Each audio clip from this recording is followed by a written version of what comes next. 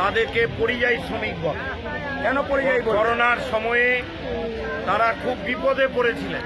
Train বন্ধ করে দিয়েছিল, তারপরে কেউ পায়ে হেঁটে, কেউ অটোতে করে, সবাই জানে সাইকেল চালিয়ে, এমনকি মালদারি 23 জন শ্রমিক মারা গেল। তারা এক পয়সাও কোনো ক্ষতিপূরণ পেল না। আমরা সিআইটিউ লাল ঝান্ডা সংগঠন তৈরি করেছি, West Bengal migrant workers union. এই সংগঠনের দাবি হচ্ছে, এই যে রেল যাচ্ছে, রাম মন্দির দেখতে যাওয়ার জন্য স্পেশাল ট্রেন দিচ্ছে মোদি, তাহলে যারা ভোটার আছে বাইরে, মালদার আছে 6 লাখ আর গোটা রাজ্যের আছে 50 লাখ, তাহলে এই লোকগুলো 5,000 টাকা খরচ করে বাড়ি আসবে, কেন তাদের জন্য স্পেশাল ট্রেন দেয়া হবে না? এই যে ট্রেনে করে আপনারা যাচ্ছেন, কেন 2টা বগি শুধুমাত্র পরিযায়ীদের জন্য আসন সংরক্ষণ হবে না?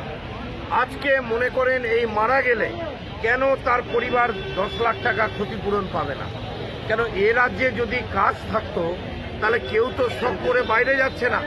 পশ্চিমবাংলাতে মমতা ব্যানার্জি সরকার কাজ দিতে পারছে না বলে সবাই বাইরে যাচ্ছে, ফলে এ রাজ্যে কাজ দিতে হবে, এই দাবি আছে।